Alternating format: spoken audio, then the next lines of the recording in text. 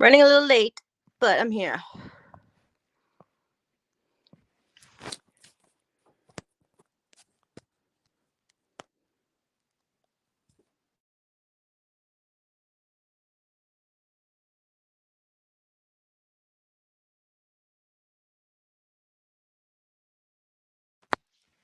Okay.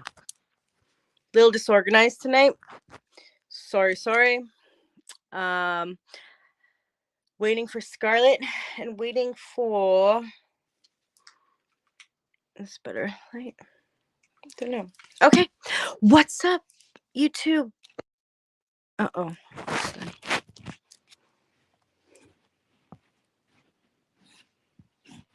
Ooh, hold on, Scarlett. Okay. Hi. We're not on live yet, are we? Oh, it says yes. Everyone can see and hear us. I think we are. Do you want me to go off of it for a sec? Maybe, do you want me to go?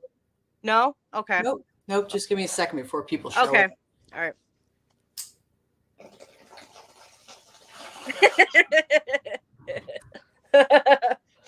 I fucking love you.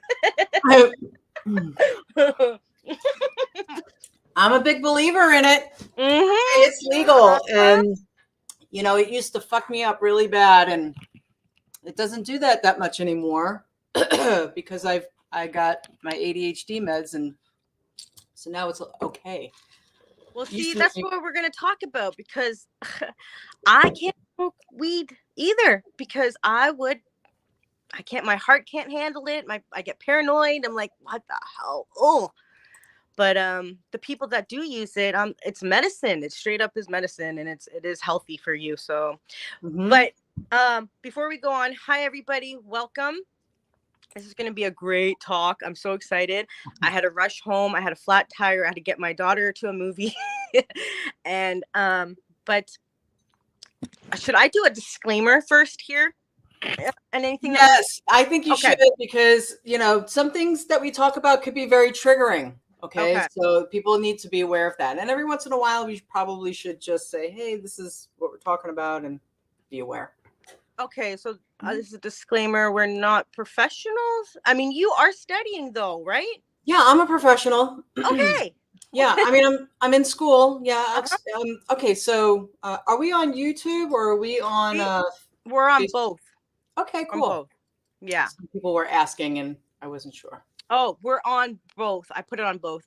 Okay, lovely. Do I give them the chat or do I give them the Steam yard? Is that what? I don't know. Who? I don't know. Forget it. It doesn't matter. Let's just go on with our bad selves. All right. So anyway, yes, no, I am a professional. I am, but I'm in school for psychiatric nurse practitioner. I've got 3 semesters left before I graduate. I've already pretty much got my career ahead of me. I'll probably be working with an organization that deals with alcohol use disorder, medicated assisted treatment, which I am so all about. My dad was a very bad alcoholic growing up. Alcoholism runs very rampant in my family. Part of my heritage is Belgian French. My dad was like first generation immigrant, right? And his parents came over here from France, and the culture there is the wine is at the table. So you making it's also too, we're so much more aware of alcoholism this day than we were our parents' time, and it was accepted. It was like, I mean, my dad's Scottish, so I mean, the Scots, they drink, and it's a culture thing, Yeah. But we're aware now, and there's no shame in saying there's issues. I say all the time that there's always like a silver lining to every shitstorm, right? And that's really what you're looking for. I think Joseph Nunn made a post yesterday about being on the path, and he's one person that I've enjoyed. I love watching people's progression because I think it's such a beautiful experience. Yeah. Even when it's bad, you know what I mean? It's still a progression, and there's still time for everybody to always turn their lives around for the better at any point. I never think it's ever too late, even if you're like 80 and then you're like, okay, I'm finally going to go to therapy, do it. We deal with veterans that are you know, 85, 90, and they're coming to therapy, you know, because they were in, that's amazing because or whatever. They're doing EMDR and they're finding peace finally, you know? yeah. So it's never too late. It's never too late. Because it's funny because the old timers, they have it installed, like even with my mom, like she's finally getting grips. It's like, you need therapy, Ma. You really do. It's not, you know, but there's still this thing that's been installed in them that therapy is like, yeah, it's totally like, because people don't really ever consider it a real science. That's why, you know, that there's a lot of people out there that don't really consider not psychiatry, because psychiatry, but psychological services, psychology is not a real science. And it's like, what? So what I was saying about the silver lining to every shitstorm is like, COVID has been here for 2 years or whatever. And the silver lining to that is that mental health is finally coming to the forefront of everyone's mind. You're seeing commercials now. People are pushing for therapy. Telehealth is freaking everywhere, making it accessible. People can feel safe in their own homes and do therapy there and feel that it's okay for me to finally talk about this stuff and get it out. I'm in the privacy of my own home. Nobody even has to know about it. Like, nobody has to know at this point. No one has to see you walking in and out of a building, or you're not going to accidentally see a family member and then they're going to be talking about it. You can do this with your phone. Yeah. You can do this at home. You can do EMDR. You can do, I don't know, ego state therapy. You can do whatever it is that you need. And that's the other thing too, is like, people need to understand that there's a certain type of therapy that is recommended for whatever it is that they're going through. So I will say something now, because this is something that's happened. No. It's just funny because this has brought to my attention in a different manner in the last couple of days, but really yesterday, because I had an explosion. I do have anger issues, and I didn't realize it, Scarlett, because what I do is I let things slide. I let them slide. I'm like, I'm in control of my emotions. This don't bother me. It bothers me. And yesterday, with a worker, someone I work with, I'm like, I got this bitch handled. I'm a magician. I'm a master of my emotions. And then she did something. I kind of set up something, actually. I wanted to see if she would talk shit about me behind my back, and she did. Oh. And my heart, as soon as she came in, I'm like, I'm going to handle this the way properly. But as soon as I saw her, boom, boom, boom, boom, boom, boom, boom, and I couldn't control myself, and I lashed out. And I was like, I felt so horrible because I couldn't control my emotions in the right. end. Right. That is what I'm struggling. And now I'm like, you know what? I got to deal with this because I'm noticing a pattern. And that's awesome. And see, so that is, again, that's the silver lining. And I was going to say before, you just put it right back in there, started talking about Joseph Nunn. Everyone's like, well, what about him? I'm like the worst person to interview because I do a lot of tangents. I took my ADHD medication this morning, so it's starting to wear off. So just try to stay with the conversation sometimes. We're perfect for each other. I kind of jump around, and I apologize for that, but I do try to make sure that I put endings on everything. So Joseph Nunn put out a post about him being on the path, and I was saying that how much I enjoy watching people grow. I love the growth. And that's one of the things about therapy that I love. I just love watching the growth. And it's fun because it happens in a consistent way. And it helps me understand like where they are in their timeline. But one of the things that Joseph Nunn had said on his post is that, you know, sometimes he wants to pop off, but he holds it back and he takes it personal, right? So, and then he said, this is a character flaw. Mm-hmm. And this is, and then you're bringing up your anger issues and your trigger, mm-hmm. right? So this is what I said. And now I'm going to get into something that I teach my clients. So I promise that I'm going to give everybody an experience today that's watching. I'll do it in a little while, but I'm going to teach everybody a thing called the vagal break, and we're going to go through some polyvagal stuff. And I'm going to take you on a tour of your autonomic nervous system today. I'm going to give everybody that experience so that they can understand what I'm talking about when I say trauma is your fucking glass ceiling. Mm-hmm. When it comes to working any kind of path for ascension or enlightenment. So same thing with your trigger. You have to reverse engineer your trigger. So be happy when you get triggered, because when you get triggered, you're noticing it. Okay. If you're getting triggered and you're not noticing it, don't be happy about it. But what happens when we pop off? We get pushed and pushed and pushed, and something just strums that trigger and it sets us off. We walk through the door and we pop off. But when those things happen, you can be grateful, because there's something inside of you. It's a child part, let's say, or a part of you that's holding on to something that is keeping your system on high alert, meaning that you are unable to fully disengage from the sympathetic nervous system and feel completely safe when you are safe. Mm-hmm. If you can't get out of being on a high alert, being afraid, being hyper aroused, or even hypo aroused, where you're just disconnected and immobilized, how are you going to master the body, the emotions, and go into the deep trances that are necessary in order for you to fully engage with what is waiting in the crossroads? Mm-hmm. This is something that I have experienced. And so this is why I am saying this. So, you know, a couple of years ago, I got super triggered, and it made me realize that I had some things from my childhood that I needed to get resolved, because it had a hold on me and was making me react in a way that I didn't no longer find necessary. It was actually harmful. Mm-hmm. And so, you know, when we have these triggers, a lot of people will say things and do things, and it will be very hurtful, and they will push people away or tell them that, you know, this is the way I see things, and I'm very rigid on this, and you can go fuck yourself, whatever, right? And people break apart.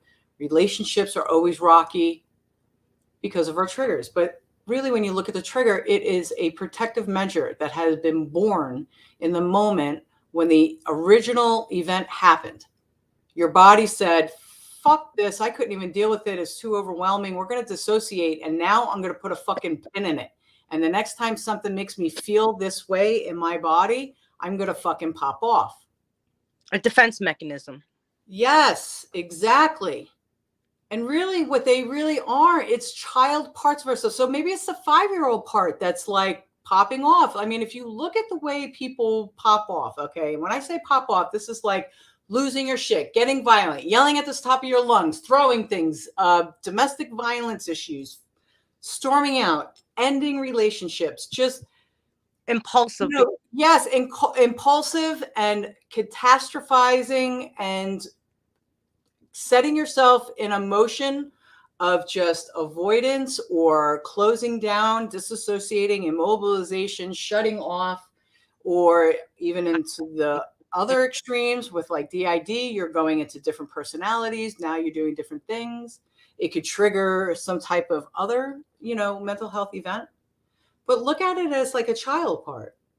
It's a tantrum, but go ahead. I was just gonna say, for me, as I'm always in recovery, okay, because I've been using since I was 12 is when I started to use drugs, mm-hmm. and it carried through my life. So now that I'm sober and I'm clean, it's true when they say that, you know, you have to get rid of all of the addictions, and then the real shit comes out. Like, I really did not believe I had anger issues, right. And now, and my sister's like, yeah, you've always had them. I'm like, oh shit. Well, you needed that. You needed it, right? So we don't see our triggers as being bad. But we do end up blaming ourselves. So when you go into that whole, like, I'm feeling very guilty, I'm very shameful, because you feel bad that you told your boyfriend that, you know, he's a useless piece of shit and she doesn't know why, you know, I fucking been with you and you're fucking useless or something like that. And then you're like, oh my God, I can't even believe I said that. Like, I remember what it was like when someone said that to me, and it made me feel it was traumatizing. I got that all the time. I can't believe I even went there. But you have to realize that your triggers, they are a reflex. Mm-hmm. So if you're at the doctor and he hits your knee and you kick him in the shin, and he's like, you assaulted me, now I'm calling the police, you'd be like, that was a reflex, dude, you know? And so you have to look at your triggers as reflexes, that you don't have any control over that. You don't have any control over if you're going to fight or if you're going to freeze. It's so insane of the lack of control I had. Yes. It's like, why can't I control that? It's scary. It's almost scary. Because when you're 5 years old, you don't know what control of the body is. Because it's in the nerve brain. Right. So, you know, we don't neurotransmitters, right? Your amygdala, the trauma brain, is running the show. Your sympathetic nervous system is running the show. Okay. And all it's concerned about is survival. Mm-hmm. Okay. So the reptilian brain is what is driving the fucking meat suit. Mm-hmm. All right. So reverse engineering your trigger is going to help you not go there. Okay. So you have, let's see, we got to find out what that means. Yeah, I'm going to show you a picture. Somebody asked me to explain it and like put it in a picture. And so it's like this. It's like steps. Okay, so this is for a client, and I'm sorry that it's blurry. You're not meant to read it. If you want a copy of this and you want me to send this to you, then just, there we go. Mm-hmm. Then I will send it to you. Okay, so you have the trigger, the door, right? That's the door that you walk through and pop off and start telling people that they suck and you never wanted to be their friend, okay? Mm-hmm. But at the other side, at the bottom, there's a door where it would be right here. I'm sorry, it's backwards for me. It would be right here. The door that you walk through that lit the fuse. This is the event that started the triggering event. Yeah. So reverse engineering means figuring out what happens in that process from point A to point B. And mm-hmm. each one is like a step that leads up to a door. Mm-hmm. And each thing that you are able to identify within this process gives you an opportunity to turn that reaction around and to gain control of your automatic nervous system. So say you walk through the door after you get triggered, something triggers you. Give me a trigger. So what's a trigger for you? All right, how about trigger for me? When people are rude. What? Handle rude people. Rude people. Okay, yeah. So say here, Eldoria, you're at the grocery store. Yeah. And somebody accidentally like rams their fucking cart into the back of you, and you turn around and you look at them like, excuse me, you just hit me with your cart. And this person's like, well, if your ass wasn't so fat, then maybe you wouldn't have gotten away, right? So I don't know. They say something fucked up like that, right? Yeah. And so you're like, from this process takes like a millisecond. Yeah. But mm-hmm. as soon as you hear this person's mouth open up and you're looking at their face, your nervous system's already picking up on cues, like they're going to come out with some shit, right? You're all like, okay, that's actually where the trigger starts. You're like, this bitch is about to fucking throw it down. So what happens when you go through that door? Say you start to sweat. Mm-hmm. You feel like white hot go through your body, right? Mm-hmm. So you feel that. And then what's the next thing that happens? Your heart rate gets high. What's the next thing that happens? You start to sweat. Well, at some point you're going to like sweat and you're going to be like, I'm fucking sweating. And you're going to go, I'm triggered. Yeah. And you're going to go, well, I can keep walking up this step. I can run up there now and blast through that door if this is worth it. Or I can turn around and I can get a hold of myself and still allow my executive brain to be thinking about a logical and better way to handle this situation than allowing the amygdala and that child part to come to the front and fucking knock the bitch out. But see, that's too much thinking in between those steps. There has to be a way. But it's not, because it happens so instantly. Because outlining the process, when you go home and you outline this process, you become aware. Okay. It only needs to be in your like lane. even if it's on the side of the road hanging out, it just needs to be in the lane. And it's a process. It takes practice. It doesn't happen just one day. I tell you, and you're like, cool, I'll just pay attention to my process. No, you have to Continually. take some awareness. And it makes you turn inside and pay attention to the body, because emotions are physical. Yeah, it is. Yeah. Once you start thinking about it and trying to process why you're feeling that way, you're in your head. That is not where you need to be. You need to get out of your head, because what's going to come next is the intrusive thoughts. You need to get back in your body, and you need to feel it in the body. So reverse engineering your trigger is an opportunity at each step for you to reevaluate the situation that you're in. For engineering of my trigger. And it's going to help you master like affect regulation. And when I say affect regulation, that is the expression of the emotion on the body. Yeah. Okay. So go ahead. Oh, should I write that down? Affects? No, you don't have to. I just wanted to explain it, because people might be like, what the fuck is affect? Okay. What I was going to say, I forget. Fuck, it was kind of good too. But okay, I'm sorry. I No. This is what we need. We need education. We need to learn this as magicians. It's almost like as spiritual people, I thought I was doing well by going into my ritual, putting my energies into ritual, working with the spirits, doing all that stuff. But then you go into the real world, and then you're like, that happened. You get triggered. Yeah, you get triggered. Yeah. You get triggered. And boundaries. See, I knew with my addictions, it was the first year was the hardest, because I would get bored, and I would want to go to bars because I was bored. How am I going to live a life not going to bars? How am I going to live a life?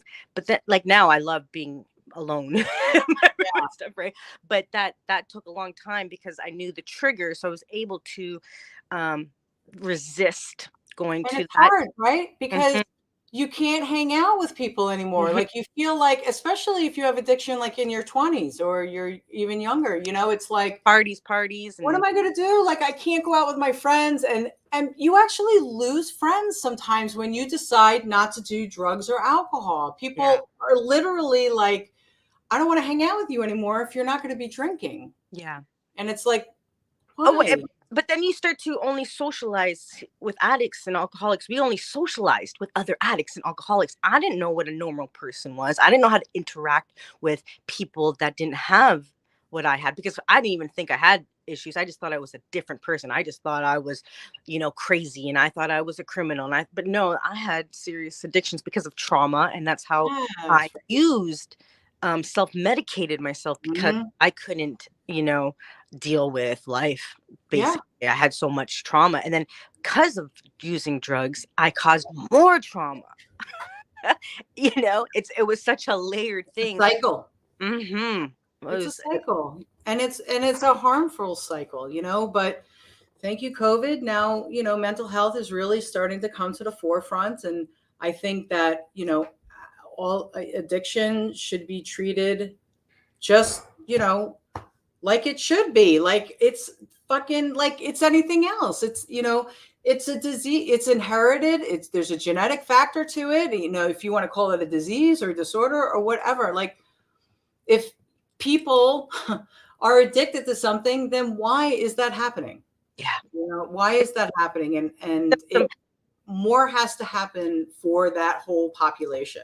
And that's why I want to work with RIA, because they're doing alcohol addiction, medicated assisted therapy in a way that nobody's doing it. You're giving a person a whole year, 6 months to a year for the process. You just to gradually reduce your level to a point using like naltrexone and gabapentin and some other stuff, so that you feel like you're in control. And so what I've done is I've said to the owner of the company, hey,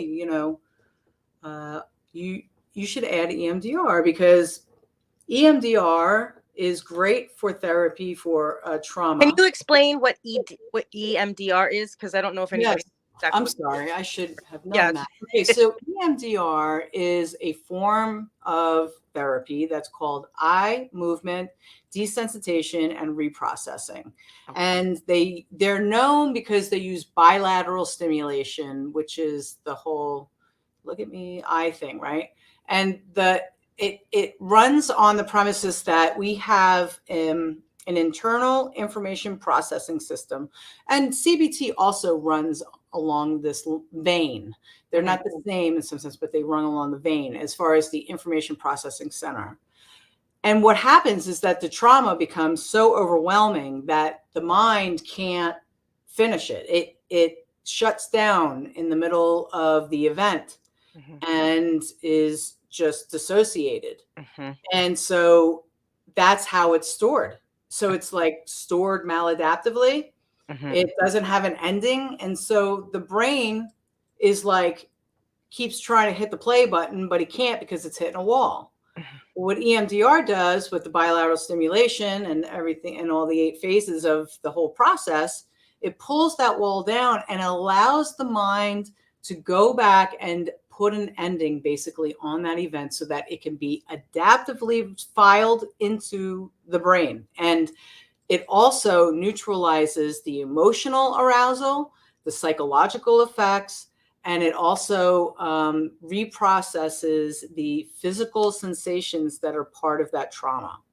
So I said before that emotions are physical, and some people might have been like, what does that mean? Then why do I hear it, right? Maybe some people are dissociated from their bodies and they're like, well, I never feel my emotions. I hear them in my head. Well, when you're born with the right side of the brain online, and this is like one of its growth spurts. So before the ages, 0, 1, 2, and 3, somewhere between 3 and 4 is where the left brain comes online, and then it has its growth spurt, and then it kind of just alternates, and then it just syncs up, and then continues to grow. But in the first 3 years of life, if you have caregivers that are ignoring the baby, neglecting the baby, abusing the baby, not picking it up when it wants to, and I hate to say it, but I don't want to, I'm trying to use a gender neutral way. Okay. So I don't mean like it because it's a thing. I just want to put it out. But they don't pay attention to the baby when baby's crying and baby needs to be held, or they don't coo and say, it's okay, baby, it's okay, and have this eye contact and this whole facial recognition, okay? And this is leading me right into that vagal nerve and the polyvagal theory. When we don't have that from our caregivers, then we have an attachment injury happen, which, from that is the foundation of borderline personality disorder. And what are they called when they're totally there was, sorry not to cut you off, but there was I'm pretty sure you saw this child.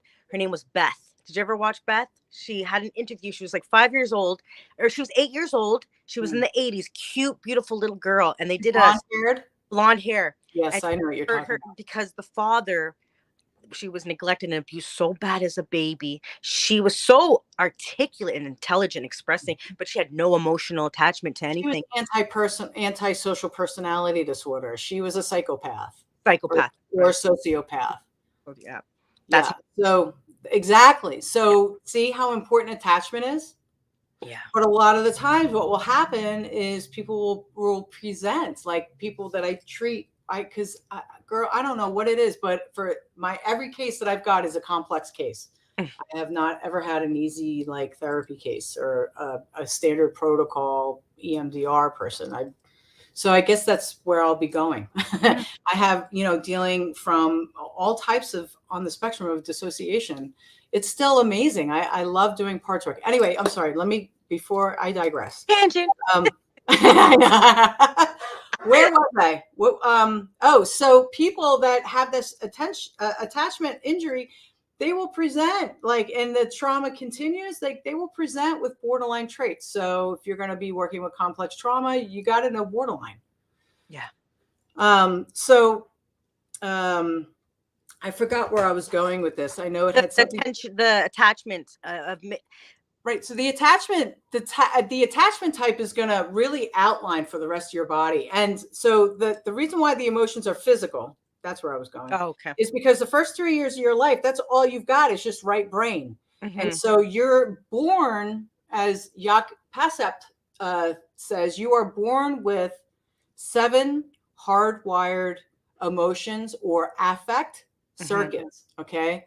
And so when we get that wonderful interaction with people in the face, right? And this is the vagal nerve is coming from here. The ventral vagal area is all in the face. It's that social interaction, and your whole life really is based off of a relationship when you're first born. Mm-hmm. Okay. So there I went again. See what happens? Well, I'll just, this is the amazing part of evolution, is because we are aware what makes a good motherfucking human being, and we have to tackle that I always believe, I believe that people should not just be able to have children. They have to be scanned psychologically. And how can they give the love to make a compassionate, empathetic human being that has reason? You need things. If they lack one thing and that person's genetic doesn't go, or their environment, it totally can destroy someone. And then you have byproducts of a shitty system and human beings that don't know what the hell they're doing because they're all messed up for like the simplest things. Yeah.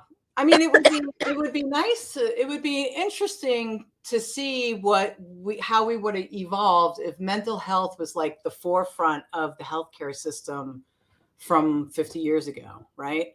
I mean, huge.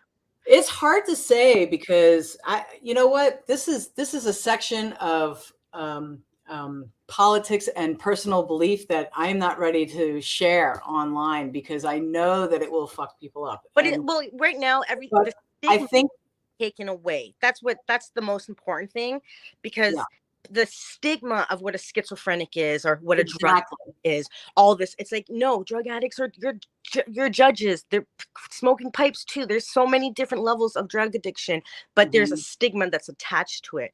Here in Canada, we promote mental health so big. We have this big, it's called CAMH. It's like everywhere. There's commercials, like mental health is huge. But I do believe, like for teenagers, that therapy should be something free. I would like to see that. I think that would be wonderful. And honestly, that is a belief. If you're offering therapy for kids, and I've seen this start happening in more schools, I think that is a very positive thing because you're acting preemptively, right? You're a lot of diagnoses don't show up. They don't present themselves until you're 18 and late into your 20s. Schizophrenia, BDP, bipolar. I mean, you hear about people being diagnosed with bipolar like in their 40s or whatever, or late 20s and mid-age 30s, like something sets it off and it just goes that way. There's schizophrenia, bipolar, BD, all the personality disorders, they all have a genetic factor. So, by being there for children, because that it's got to start manifesting usually earlier, but it's going to be called something else. Like BDP, you can't diagnose that legally here in America until after they're 18 or 21 or something like that. Same for a lot of the other diagnoses because they want to be sure. Because, once you have something like that in your record, it can be very harmful, unfortunately. And it shouldn't be like that, right? Yeah. If you had enough resources like we do with cardiology and we do with urology and we do with dermatology, then if mental health got the same funding and the same promotion and the same consent from insurance companies and stuff like that, it could be a lot different. And our view on mental health would be different. But see, and then we also have the control aspect of the government, knowing that they make tons of money. I mean, I was able to get subscribed some serious drug, like these sleeping pills that are so addictive. And this at young ages, oh, you're depressed, here, take this. And the doctors, I know this, if they get a new drug, they want to test it out for the company. So they will prescribe things to their patients to see how it works, how well it works for them. Then you have, I've taken antidepressants, and oh man, I got so suicidal. And then I was reading the back, and they're like, if you're feeling suicidal, stop taking this and call this number. I'm like, what the Right. fuck? So let me explain that. Let's talk about medications a little bit. Sure.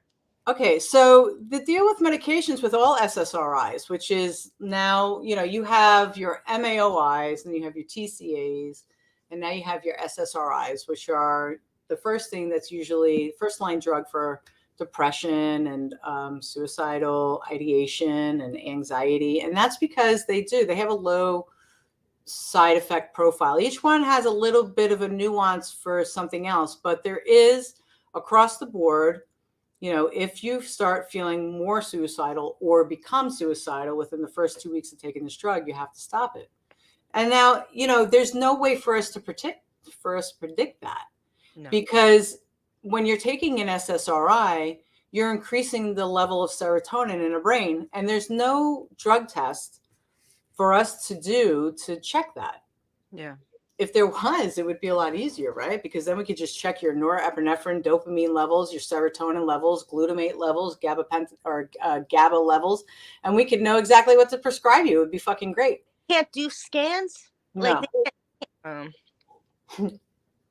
No, there's nothing, right? So you could do like functional MRIs, and you could see what areas of the brain are lighting up, and that is another way of looking at this at things to help with a diagnosis, like antisocial personality disorder. When they look at the area that controls empathy, it doesn't light up at all. They have to really, really, really, really focus for it even just to flicker, or you've got like the limbic system in trauma.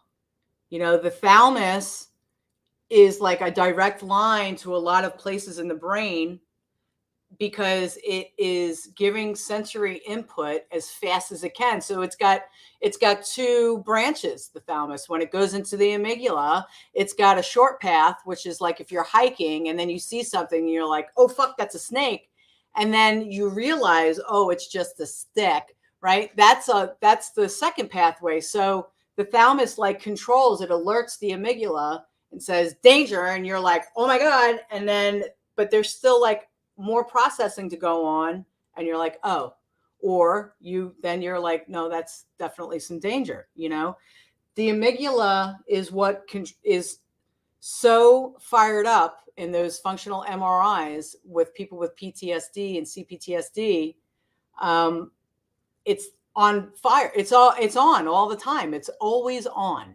Mm-hmm. Okay? So that is like what happens in the structure of the brain. And when that thing is on and you're alerted and you're not using your prefrontal cortex, where the higher thinking, the executive brain, mm-hmm. This is what you need to keep online. This is why reverse engineering your trigger is important, because when you can reverse engineer your trigger and you can catch yourself on one of those steps before going through that triggered door, you are still thinking with this prefrontal cortex. You are still thinking with your executive brain, and you have the control to realize what's happening, and you can think intellectually. Yeah. When you are in this triggered sympathetic response with the amygdala, you can't think.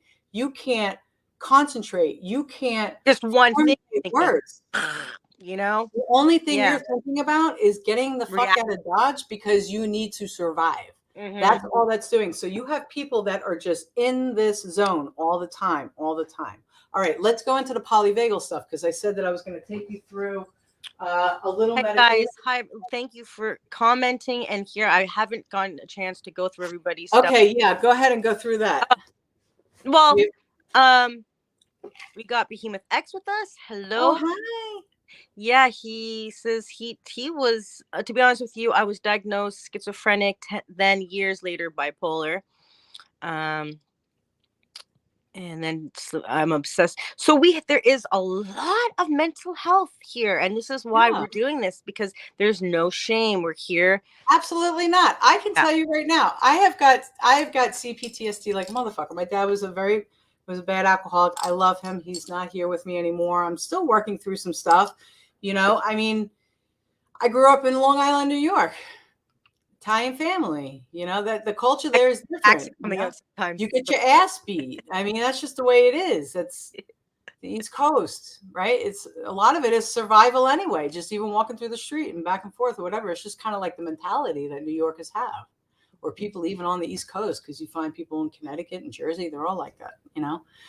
But I've got CPTSD. I've got ADHD. I've been ADHD my whole life now, knowing it.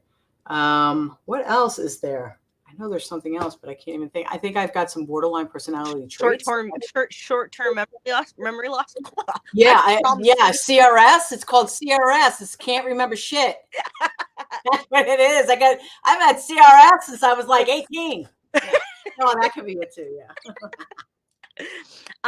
Now I will say this. Now this is, once again, I'm not a doctor, so I'm not saying this, but working with for me, because I was a heavy drug user, and when I used to do the STEP program, I did all that stuff. Oh man, it was good the first year just to get me out of routine of being, but then I was around addicts all the time, and I'm like, they're always relapsing because they're always talking about it.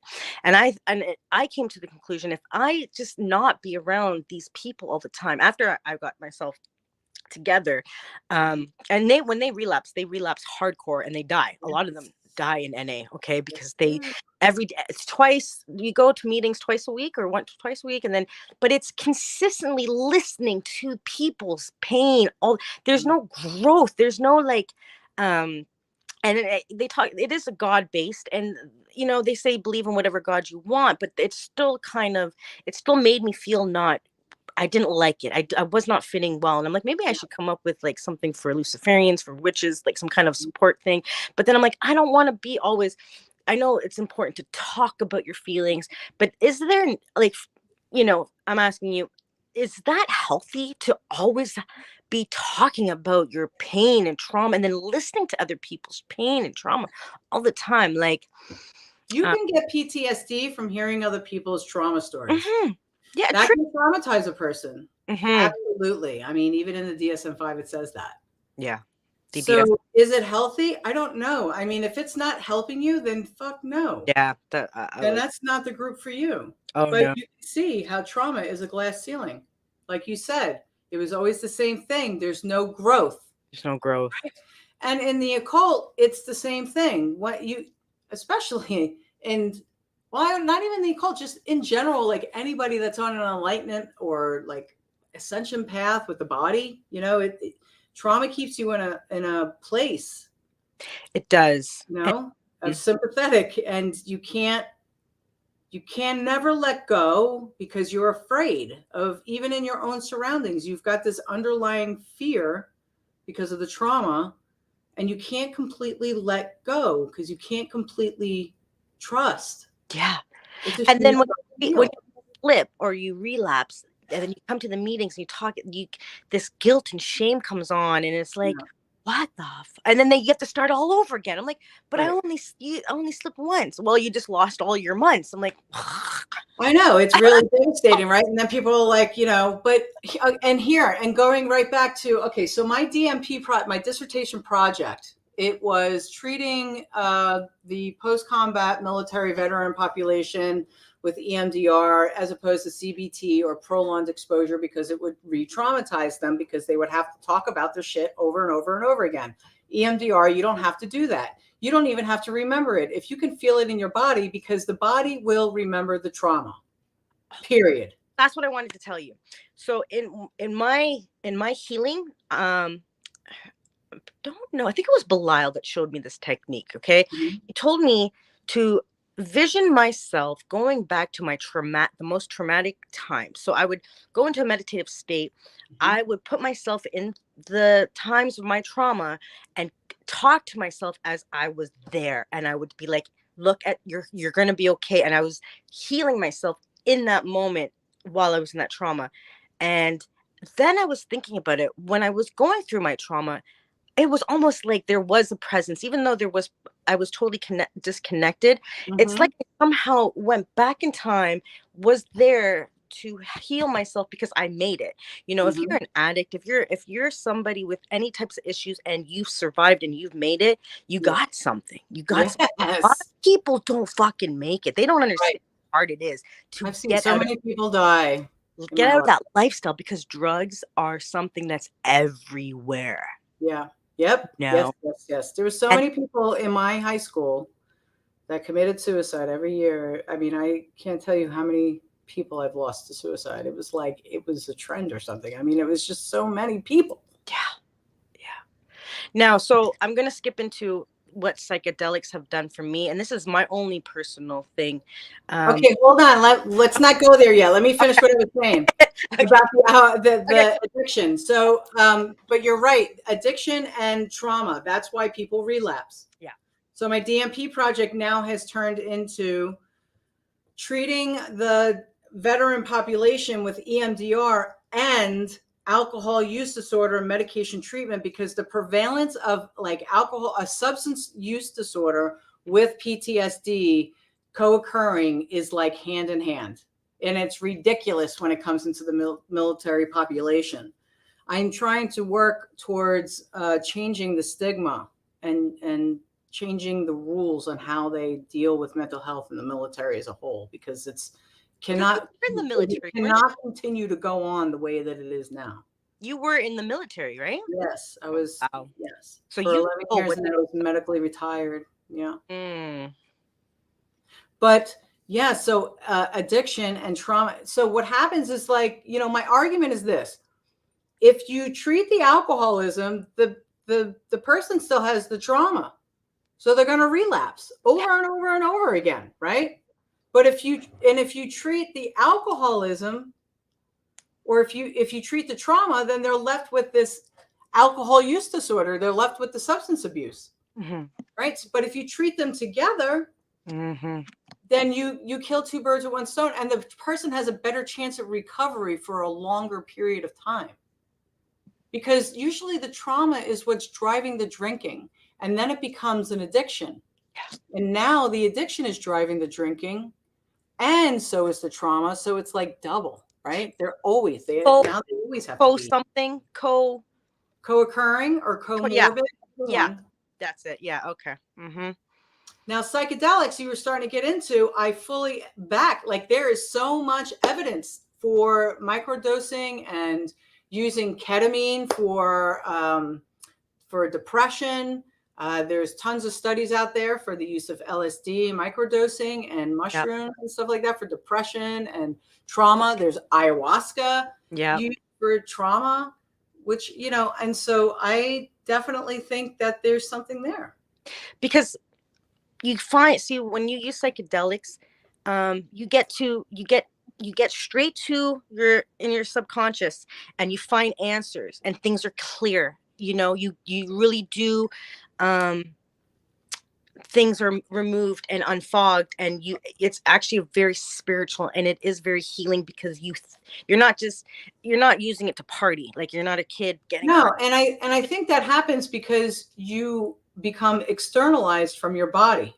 You become an onlooker to the flesh suit. That's right. And you don't really carry as a divine being like that. You don't carry the pain that the parts are holding inside. So you can think clearer, and you facilitate different pathways, I think, what I mean? Things in different perspectives. I think that's definitely. Really, you see things in different perspectives. And it's like, for me as an individual, I seek out as many perspectives as I can, because I don't want to just have one perspective of anything. It's a conversation with the unconscious. And a true conversation between the left and the right brain, because you see things in colors, and it's artistically put out there. They can communicate to each other in different ways for a better understanding. And I think that could be also maybe it's got to do something with like the syncing. Yeah. Maybe it puts the left and the right into a complete sync, and it just allows for less resistance in thought patterns. I want to talk about how I see this everywhere on TikTok, the word narcissism. It's almost like everybody is saying everybody's a narcissist. Like, can you tell me what the fuck is a narcissist? Are they born? Are they made? Is this a character defect? What the fuck? So a narcissist is personality disorder. So all the personality disorders are a little different from each other. Dr. Gunderson from Harvard and over on the East Coast states that 55% of the personality disorders are genetic. Okay. But what I have also found, and they also feel that environment can influence someone to be avoidant, to be dependent, to be borderline, to be narcissist as well. And as you saw with the little girl, I guess antisocial. Yeah. And it really, what does it go back to? It goes back to the attachment type. Yeah. And it goes back to how did they have to manipulate their environment so that their needs were met. Like the person that is dependent, right? They're always fawning and fawning and fawning. They're putting everybody else in front of them. They're making sure everyone is like okay and happy, because if things are not okay and happy, then what happens? We get confrontation, we get uproot, we get that anxiety, we get panic, we get beatings, and we get yelled at, right? Yeah. Avoidant personality type people will just avoid whatever makes them uncomfortable. They won't go outside. Maybe they'll become agoraphobic, or, they won't talk on the phone. It just depends. Mm-hmm. People that are narcissists, they have a particular type, they call it the drama triangle, right? So in the drama triangle is what defines the personality disorder, but there is a lot of overlap when it comes to these personality disorders too. So you have in the drama triangle, you have the predator, and you have the victim, and you have the helper. So, what's the pattern of the person? Are they going in between being a predator and attacking people and pushing people out of their lives to they're the victim, I'm the victim, or are they going from helper to victim, helper, victim? That would be more someone that's like dependent. Mm-hmm. They don't ever do the predatory, and someone like antisocial is always like in the predatory and will go to helper. They don't ever become the victim, but they're charming as shit and they will always answer your prayers, right? And then they go to the predator. So it just depends upon like what their drama circle is about. So narcissism, though, it seems to be very prevalent out there, doesn't it? Mm-hmm. But it's hard to say because those narcissist type of features, they roll over into different types of personality disorders and also other types of disorders. But the main thing with a narcissist is they are extremely vain about what other people see about them. So their reputation is going to be of an extreme importance. They're going to do everything that they possibly can to ensure that they seem like they are the one that's right. They're known for manipulation and gaslighting, known for having, like they call the flying monkeys type of things, where they have a team of people. You'll see people with personality disorders. They have an extremely disrupted interpersonal relationships across the board. It's not like bipolar where you're going into manic and then coming down into depression, and then you're having moments of a little bit of a relief. Mm-hmm. Across the board, it's every relationship, it's things happening to them. The thing with people with personality disorders is they lack traits. So we have a set of traits. So like I told you, the hardwired emotional or affective currents that we're born with, which are things like play and care and fear and rage and panic and, caring.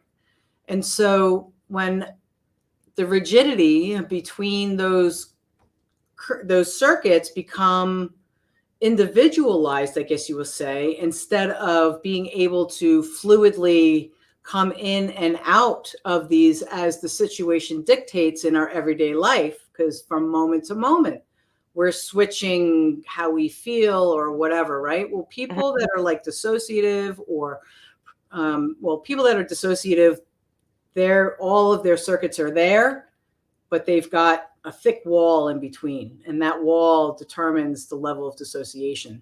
People with personality disorders, some of those circuits are turned off. So like in personality, like antisocial, the empathy, the care, it's off. It doesn't light up. In narcissism, they may have another set of circuits that are just turned off. It's like somebody went into the dashboard of their car and clipped some of the wires, or that somebody went into the dashboard of their car and opened it and saw that there was nothing there, right? There was some of them just missing altogether. Now, the ones that are just missing altogether in their dashboard, those are genetically personality disorders. The ones that have the wires clipped are more like they've gotten some environmental abuse, a lot probably, an attachment injury, and somebody's clipped those wires for them. So they don't have access to that. So when you don't have access to that, there's just empty. It's just void. So say they only have 2 out of the 7 online. That's how they modulate through their whole life. So if their 2 are fear and panic, well, they're probably going to have a paranoid personality disorder, because now they're suspicious. The excessive trait of this fear is now causing them to be suspicious. And yes, it's okay to be suspicious sometimes, but it's not okay to be suspicious 24 hours of the day in every single situation. Like when you're at your son's birthday party and you're suspicious that everyone is there to fucking punch you in the stomach or, to get you or whatever. They're right? like secret spies of the government. Right, exactly. So they only function between these 2, right? So there's a whole different. The logic's not there. It's not that it's not there. Like they can understand like CBT, like if they go to CBT, so it's a specialized treatment for people with personality disorders. They can't just go and do CBT, because CBT is changing your behaviors. They can understand it. They can totally get it. They're very smart. Like a lot of people are very smart that have personality disorders. But they can't take the skills that they understand and they learned. They don't have the hardwire to install it in order to use it. So they need a specialized treatment. They need things like DBT, transfer focused, like object relations types of therapy, mentalization therapy, and it's all very specialized. And, people with personality disorders or people with trauma that show with borderline personality traits will go to therapy, and they'll get the regular talk therapy or CBT, and it just won't fucking work. Yeah. They'll come into me and say, well, I've done this and I've done that. And, I've never done EMDR or, some of the things that you do. How is it different? Whatever. And I'm like, yeah, it doesn't surprise me, because it's not about symptoms in a personality disorder like depression, anxiety. They can have that stuff and it can be treated with medications or with therapy for that. But in order to treat the personality disorder, you have to treat the missing trait. You have to teach them how to use the missing trait. And you have to teach them how to understand that people don't think the way you do, and that other people have different mental states than what you are. Yeah. So if a person with a personality disorder comes to me and I'm having a bad day and I'm just like being off and I'm being rude and I'm being nasty, that's them. They're going to take that, internalize that, and they're going to react that way, because that's the process that's happening. You have to throw a monkey wrench into the process of how they interpret. So complex. Sorry? It's so complex. It is complex, but it's just learning about different people's mental states. It's just a different type of therapy. So I know we had mentioned this in the beginning. People, when you're going to pick up therapy, do some research in what type of therapy will work best for your particular diagnosis of what your goal is. Because if you've got trauma, and you just try to go to somebody with narrative therapy or for talk therapy, that's probably not going to help you much as something like EMDR or polyvagal. Now, a lot of people can't afford therapy, you know? Like, what would you, if someone came up to you and said, okay, I can't afford therapy, is there any other way magically that I could do this? What would you suggest to them? Well, you're like, I can't just go see it. It's complex, you know, because sometimes I have a resource for a therapist that might be able to do like free sessions, or they have a sliding scale. Sorry? Student therapist, like therapy, like or like someone who might be a student therapist or looking, you know, like right now I'm in school and I've got a set of clients that I'm doing polyvagal. I'm doing I do ego state therapy, which is parts work for people that are highly dissociated, and I do EMDR therapy. I also do borderline stuff of mentalization and all that stuff. And so I have a set of clients that I don't charge. They're free because they understand that I'm in school. Yeah. And I could charge, I guess, but I just, you know, because my therapy sessions are not set in stone. I'm still figuring out my process a little bit. So it takes a little bit longer, you know, but you know, so you could find someone like me, or, you know, or a student. Yes, definitely. Or I might know somebody, you know, so if you're looking for EMDR, contact me. Okay. And I'll try to find you a source. No, seriously, depending upon your situation. Yeah. You know, for sure. Yeah. Just contact me on Facebook or something and tell me where you are and what you're looking for. And I'll do what I can to get the resources for you. And then you can be on your way. There was one question. I know people are probably dying for someone on a professional viewpoint of this. Now, we got schizophrenia and people who work with demons. And like, yes, that's right. That was one of the questions I was waiting to answer. Yeah. So, go ahead. So it's a little difficult, right? Because what is schizophrenia? Schizophrenia is all about having moments of psychosis. So, and what is psychosis? Psychosis is maybe hearing, auditory hallucinations, either internally or externally, visual hallucinations. You know, it's hard to say because is it managed? Or is he on medication? Has he gotten control of his hallucinations? Is he in a psychotic episode? You know, one of the things with schizophrenia, one of the biggest non-compliance things, and I hate using that word, but people with schizophrenia, they take their medications for a little while. They don't like the way it makes them feel because psychotics sometimes have bad side effects. Or they feel like they don't need it anymore because now they're feeling okay. And so they go off of it and then they have an episode. So it's hard to say if somebody was doing magic with schizophrenia.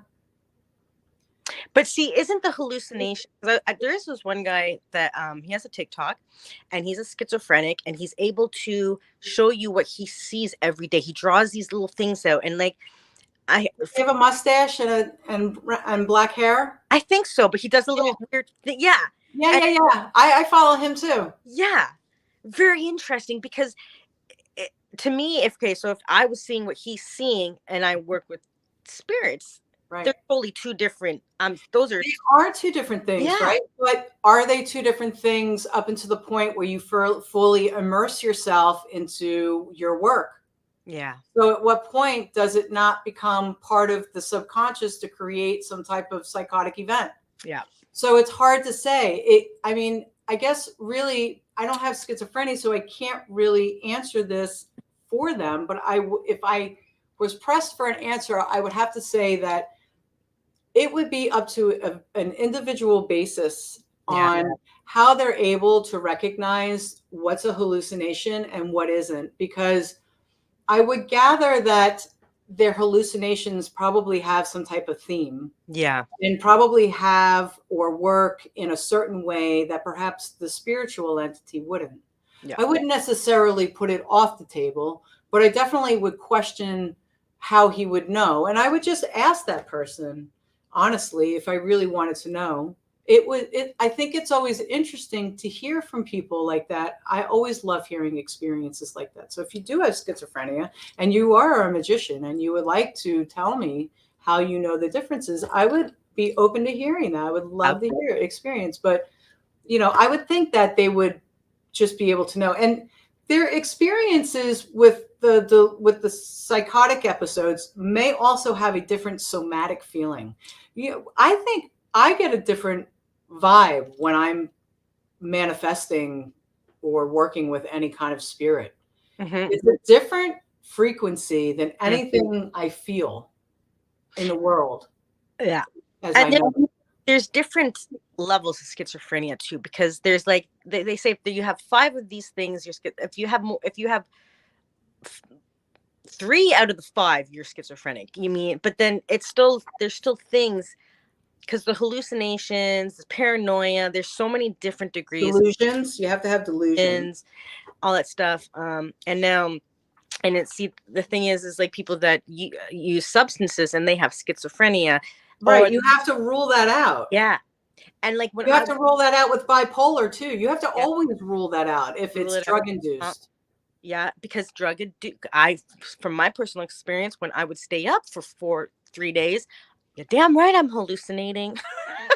But once I stop, then I'm not hallucinating. It happens a lot to people with Parkinson's disease, because the deal with Parkinson's disease is they don't have enough dopamine. My mom has most of that. Yeah. So when she gets older and she because they have to keep raising. They do. The levodopa, right? Yep. So it's increasing the dopamine. And the reason why you have psychotic episodes is because you have an excess of dopamine in the brain. Yeah. And too little dopamine, you get Parkinson's disease. Yeah. Right? So these neurotransmitters is amazing, right? Acetylcholine, same thing for Graves' disease, too much and too little. So crazy how our brain and chemicals are like. And how they react, right? Why do some people, when they take a dose of an SSRI, which increases serotonin in the brain, get Stevens-Johnson syndrome? Or when they take lamotrigine, why do they get Stevens-Johnson syndromes and some people don't? It's just the chemistry. It's just how your body reacts and metabolizes and uses the drug. It's very, it's not a perfect science. It's different, Say again? I said every person is so different. There's no one person that has the same type of symptoms or diagnosis. So everybody has to treat. Therapists have to treat everybody so different and break everything down. And oh man, it's so crazy. Yeah, but some things are a little bit of a process, like a structured process. That's why I like EMDR. It's got 8 phases, right? Yeah. And so it's got a structured process for you to follow. It's just all the stuff in the beginning. Oh, so I was going to teach you guys a thing. Do we have questions, or do you want me to teach? Yeah, no, teach. Okay, well, it won't take very long. Okay. I'll teach you something else. Okay, so you learn the re-engineering. So now I'm going to teach you something that's called a bagel break. So everybody gets to participate. Everybody gets this lesson for free. Yay. So we have in the polyvagal system, Stephen Porges, he's identified a third portion of the autonomic nervous system. We used to, medically it's still 2, okay? But in the psychology world, it's 3 now, because now we're working with emotions. So he's saw 2 parasympathetic nervous systems, okay? One is called dorsal vagal, and one is called ventral vagal. Now, the dorsal vagal is below the diaphragm, dorsal, it's the bottom. And when that happens, it's complete immobilization, right? Okay. Clock out, completely dissociate. You're in the bed, you got the covers, you're like, I don't want to see the world. When you're in the middle, which is above the diaphragm, but around the heart area, that's where you get the sympathetic nervous system. That's where you feel you might even feel it in your stomach, and you're your heart's starting to race, you're starting to sweat, and you're like, damn it, right? Now, the ventral vagal is from the throat up, it's head, okay? So one of the biggest things about polyvagal is the connection with people. It's you and me talking face to face. It's me looking in the camera and having eye contact with you, making you feel connected with me. And you're looking at my face right now. You're detecting if I've got safety or if I'm angry. You know, you're determining all this, and your nervous system is making those changes and is making those interpretations. So this is why mother and baby face to face and smiling and cooing and, oh, I love you so much, little baby, you know, and helping them understand how to feel safe, regulate their own emotions and affect. This is the connection. This is the safety, the face. So the vagal brake is meant to keep the ventral vagal system running the show of these three systems. When we have the sympathetic system running the show, it kicks the ventral vagal offline. It's gone. It's out. And now you only got two systems online, which is the sympathetic and the dorsal. So you're constantly in this cycle of like, oh my God, what am I going to do? Okay, I'm out of here. Oh my God, what am I going to do? I'm the fuck out, right? You're just popped out. What you want is you want to be up in the head. You want to be here and letting this run the show, and just little tiny dips into the sympathetic and back up, and dips into the sympathetic and gets back up. Because the sympathetic nervous system is important. It's not just fight, flight. It's mobilization, getting out there, moving, going to the store, taking a run, fucking your partner. That's the immobilization, right? It's movement. And then the ventral vagal is just chilling. It's just happy. It's balanced. So when the ventral vagal is online, you could have these dips into sympathetic without going into the amygdala trauma brain, and it keeps our nervous system doing what it's got to do. The ventral brake is going to help you control the sympathetic nervous system from kicking the ventral vagal offline. So first, what I want you to do is I just want you to get comfortable, and I just want you to sit down. You can either close your eyes or not. It doesn't matter to me. Just take a nice deep breath in through the nose and out through the mouth. Now we're going to do a lion's breath. Lion's breath is great for really resetting the system. You're going to open your mouth as wide as you can when you exhale, and you're going to stick your tongue out as far as you can. Okay, so you're going to inhale and then lion's breath. Do it again. Inhale. Again. Good. One more time. Inhale. Exhale. Good. Roll your shoulders back, okay, and get comfortable. All right. Now imagine a brake system. It can be anything you want. It can be a bicycle brake, or it can be a knob that you turn down. It could be a switch that goes up and down. Some kind of brake where you can manually like work it, okay? Or like a car brake. Maybe you're pushing down on a car brake, okay? Eldoria, do you have a braking system? A car brake. I got my car brake. Are you going to push on it, or are you going to push on it with your hand or your foot? My foot. Okay. So when you exhale, and your exhale should be longer than the inhale, and that is going to signal to the ventral vagal system that it needs to come online, okay? But when you do your exhale, I want you to think about pressing down on that brake, or turning down the knob, or whatever, however your braking system works, okay? So as you exhale, you're going to apply the brake, okay? So we're going to inhale, and you feel a little bit of activation through the heart, and we exhale and push on the brake. Am I doing that? Nope. Okay.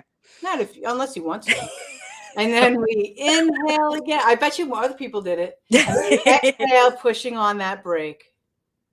One more time, we're going to inhale, and then exhale, you're going to be pushing on that brake. Okay, good. Now you've mastered that. Now what we're going to do is we're going to add another element. I want you to think of some type of irritant, something that just kind of gets you a little bit activated. Like if it was on a 0 to 10 scale, maybe something between a 1 and a 3. No more than a 3, a 1 and a 2 maybe. Maybe it's writing your to-do list, or getting up to go to work, or whatever it is. Just something. Okay, so now you think of that thing as you inhale, and you feel that sympathetic action going on in the middle of the body. As you exhale, push on that brake, keeping that exhale a little bit longer than the inhale. Now think of the item again. As you inhale, you can feel that activation in the middle of the body, that sympathetic nervous system. Exhale, push on the brake, and feel the ventral vagal controlling the show. Keep going, keep doing that, thinking of the item and inhaling, and when you exhale, pushing on the brake. And this allows the ventral vagal to be experienced and to run the show. And it allows you to dip into that sympathetic, but to come back into that ventral vagal. Okay? Yeah, because I'm concentrating on pushing. I'm using my body to push on something that getting something that's irritating me. Right? Yeah. Right. So I'm like like changing it in a way. Yes. Like You're turning down that sympathetic activation on it. Okay. Okay. That's what I need. Yeah. Right? Yeah. So this is another tool. So when we reverse engineered, you saw the steps, right? Mm-hmm. And it was like the body sensation from the trigger, and then you had the coping skill, and then the body sensation and the coping skill. So this is one of those coping skills, that ventral vagal brake. Okay. When you see and feel yourself getting triggered all of a sudden, this is why you need to know your process. Okay. You know what you need, and you can feel it in your body. Now I'm going to take you on a tour of your systems, okay? So I'm going to read you a meditation from the Polyvagal Therapy book by Deb Dana. She is awesome, okay? So if you want to look online for polyvagal, you'll probably find a whole lot of things from Deb Dana and Stephen Porges, and I encourage you to watch it. I will. This is called an integrated system. Okay. Everybody's going to get to feel their nervous system and the 3 different layers. Okay. So again, just make yourself comfortable. And when you bring your awareness into your body, I really want you to bring it into the middle of the body, like where the spinal is. Okay. Right in the middle of the body, because that's where you're going to feel these layers appear for you. Okay. And all you got to do is listen. And here we go. Begin by making the turn from outward awareness to inner experience. Close your eyes if that feels comfortable, or simply soften your gaze. Allow yourself to disconnect from the world around you and connect inside as you begin your exploration of the qualities of an integrated autonomic nervous system.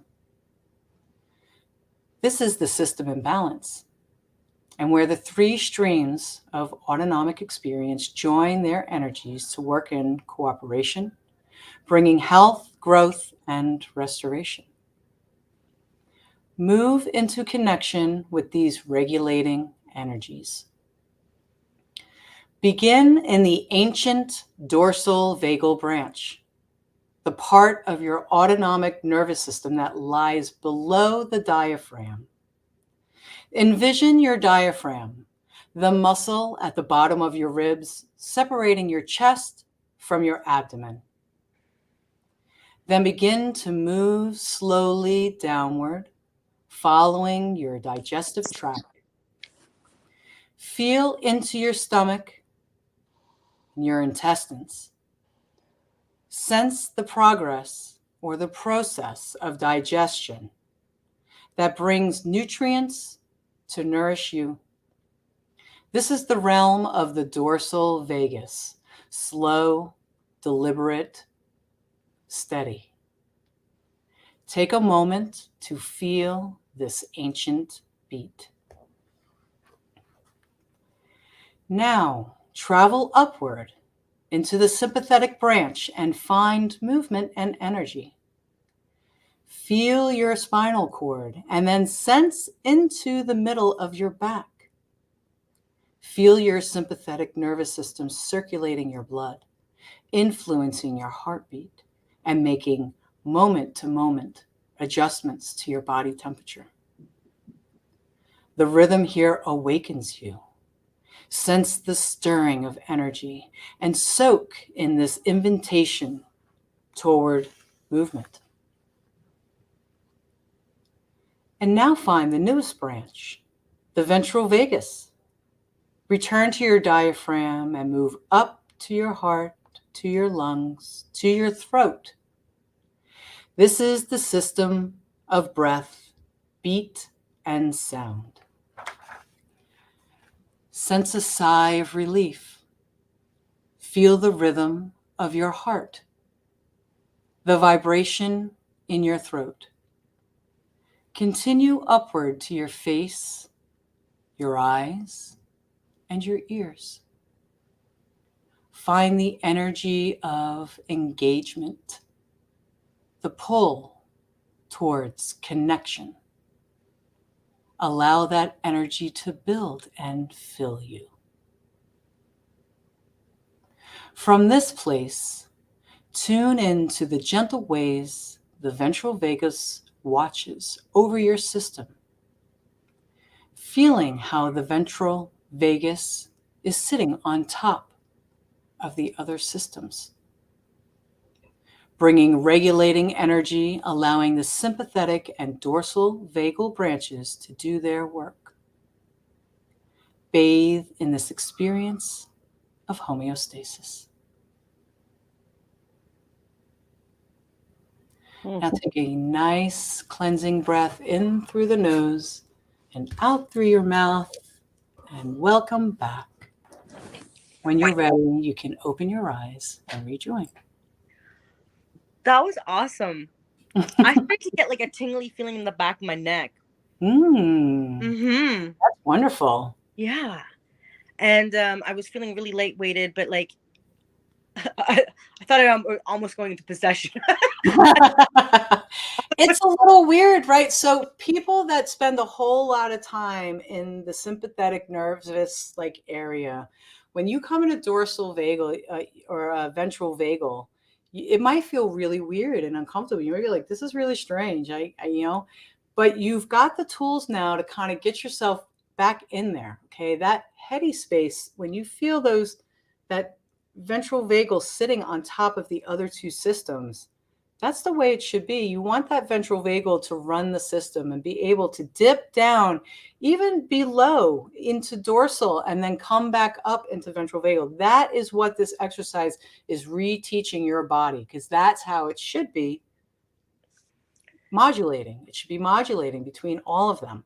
But the ventral vagus, the one on top, should be running the show. When we get triggered, the center is running the show. Vagal is kicked offline, and we got to reset ourselves to get that back on. That's interesting. We have to reset ourselves, and we don't. No, we don't. We just stay in sympathetic and feel the lesser on the spectrum. So that's like other stuff. So after I teach a client that, then we go into mapping a system, and then we figure out the extremes and the neutrals of each system. And you learn so much about how your nervous system contributes to how you're feeling, and you have to learn how to regulate and stabilize that first. That's the first step in trauma reprocessing. Well, and how I do it anyway. Yeah. I was watching this thing on monks and like their amazing abilities for meditation and stuff like that. And one of their is they can raise their body temperature and keep it at a certain level. Like if it's freezing cold, they know how to put their temperature up to keep their bodies warm.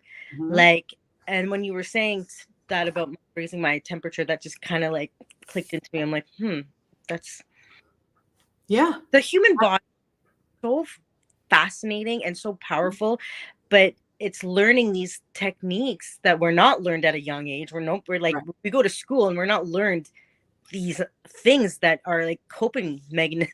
We have to learn. No, you're not, right? I know. Yeah. So I'm trying to think about maybe putting together like a weekly trauma focused yoga class. It's not like dynamic yoga. It's not hard. It's more like a yin yoga, but it's trauma focused. I'm thinking about maybe doing that weekly. Yeah. I haven't done it yet, but things like that are really good to help you move and regulate with the body. Those are the things that they should be teaching like in school. And I think they're starting to. My nephew is in daycare and they're teaching him like I teach him meditation too, like, but it's hard. He's like, ooh. But like at least the word meditation is installed in them. Right. So it's like the mental health aspect of things is really coming, and teaching kids like that early in daycare is wonderful, because it gives them another way to cope with traumatic events besides just dissociating. Yeah. Now we all dissociate, Okay. And dissociation is wonderful. It is a fantastic tool that our body knows how to do, and it should be normalized. Everybody dissociates some parts of, I think, like on a normal basis, 40% of your life is spent dissociated. Okay.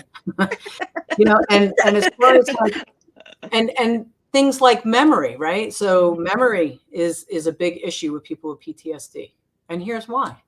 Because cortisol, when you're in sympathetic override all the time, you're constantly secreting cortisol from the body, adrenaline, okay? And that's not good, right? Cortisol eats away at the hippocampus. And hippocampus is what's responsible for memory. Oh, okay. It's also responsible for other modulating factors of mood and cognition.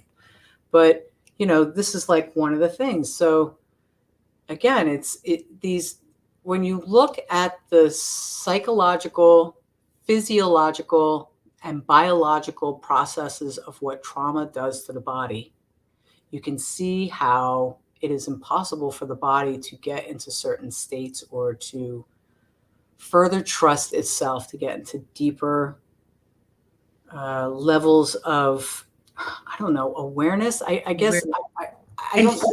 This is just what I've experienced. Some people are okay with that glass ceiling because you can still do magic and do all the things and have a lot of success. But you get to a certain point where you've got all the things and you're like, there's a bigger picture here. And when you start looking at the bigger picture, you realize what it really means when I say the first lesson of the left-hand path is to unfuck your trauma, to master yourself, to deal with your trauma. That weakness that everybody tells you that the demonics are going to use against you, it's the trauma. That is that. They're going to trigger the shit out of you, and you're not going to be able to get past a certain point.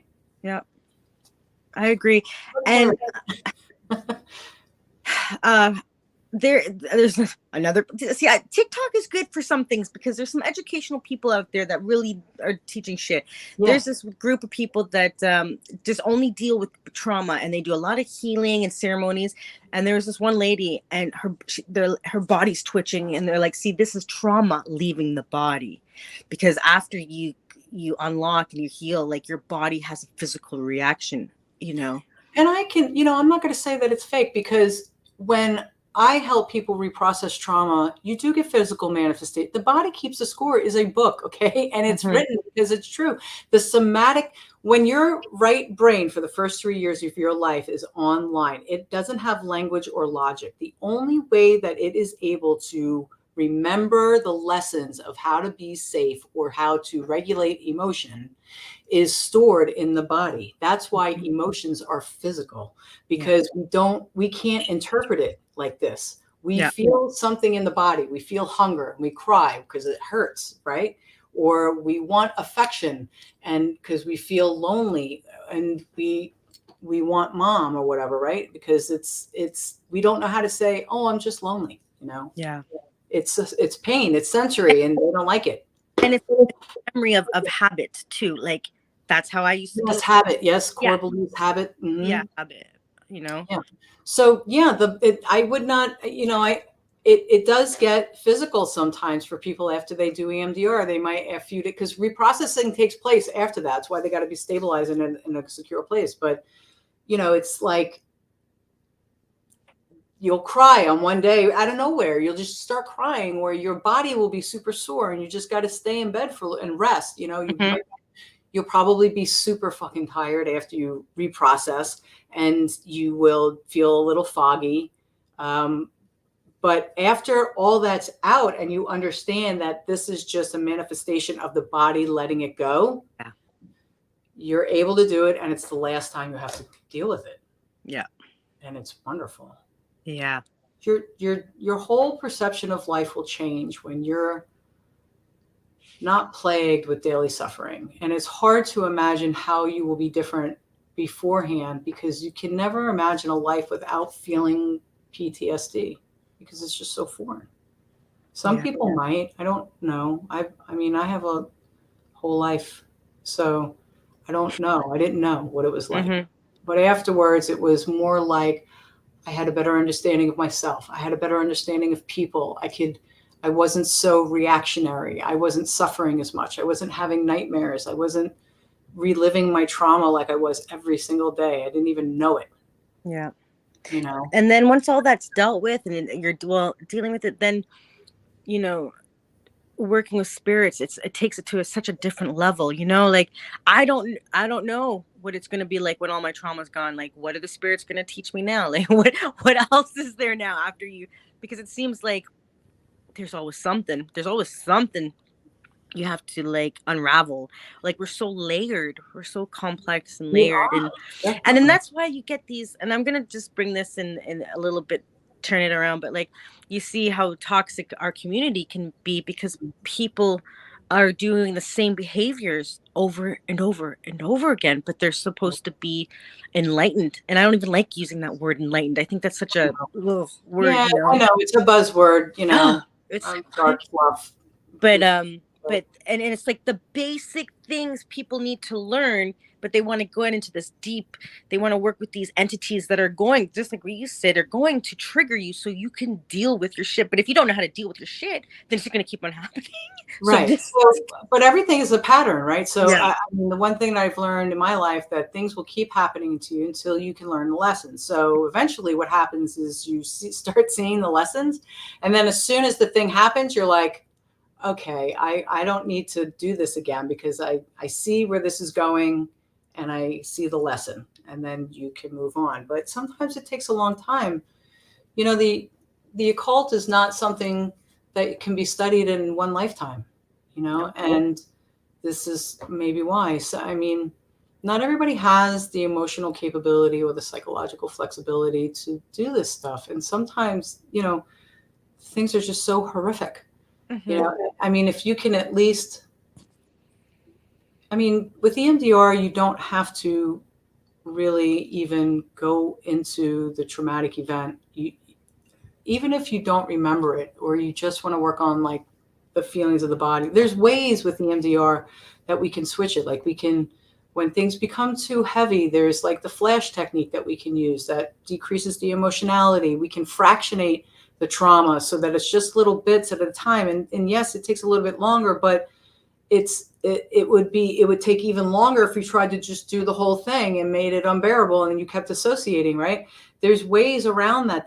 You can make it a black and white. You can freeze frame it. You can take yourself out of it. You can I mean, there's just so many different ways that we can get past blocking beliefs and interweave cognitive interweave so that it makes it bearable for the person in order to get through it. But of course, you have to go to someone that's trained and someone who's good. But once you get through that, it's like putting down like 25 pounds of weight. It's really, when you do it, you're going to be like, why did I wait so long? And sometimes people have grief about that.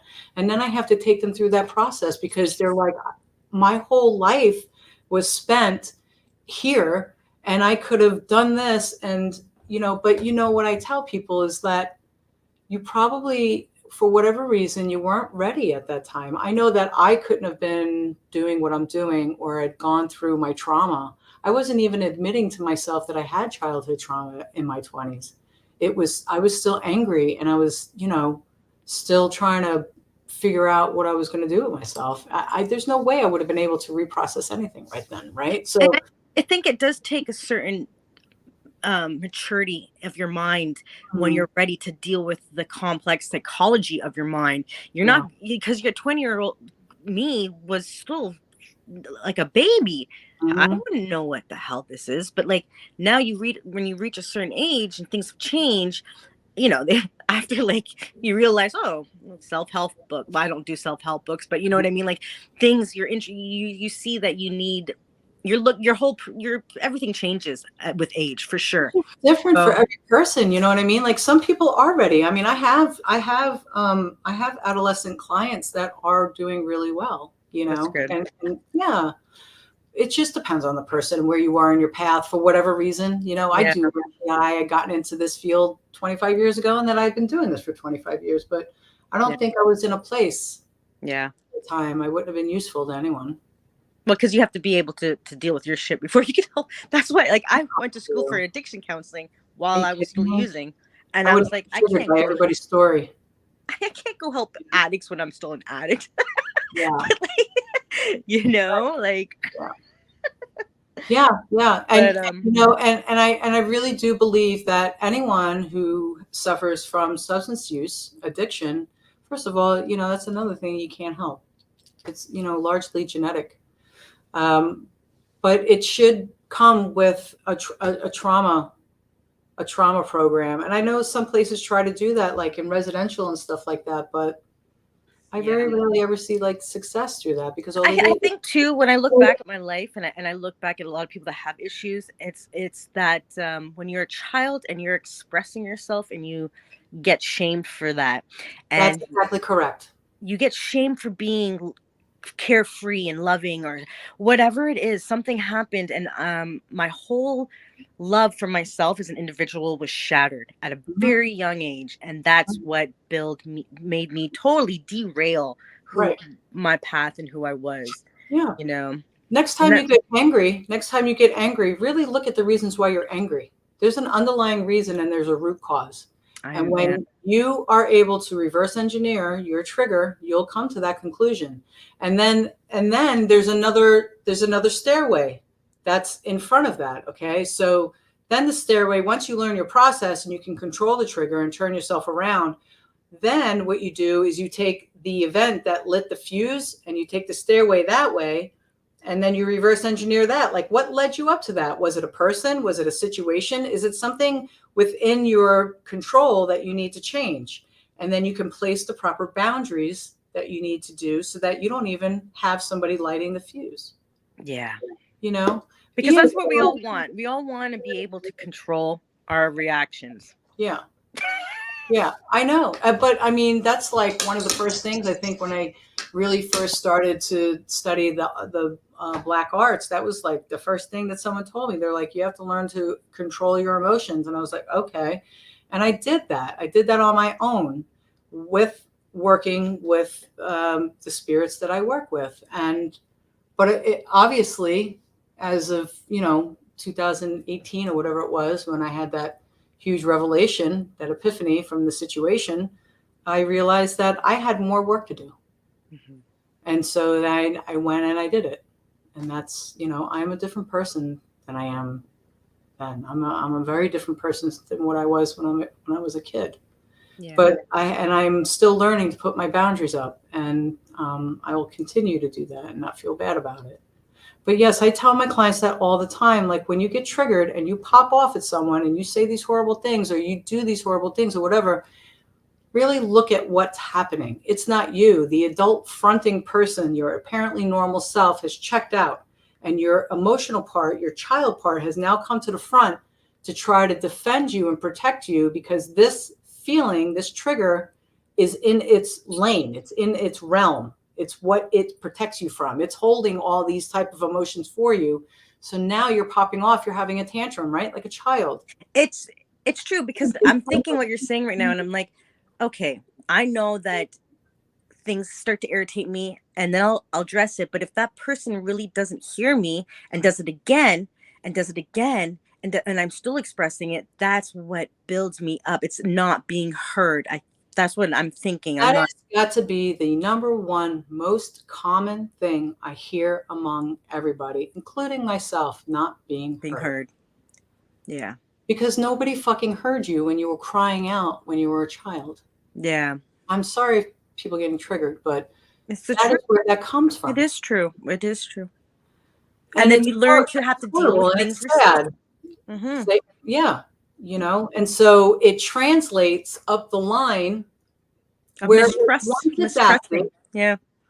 It's not adaptive anymore. You're in a different place. That child part is still stuck in that time. It needs to be reoriented. It's a process to it, but yeah. Okay. I have to pee really bad and pick up my daughter. Okay. So this was so awesome. And I'm going to message you later, and I want you to send me that step thing, and I'm definitely going to start doing this. Yeah.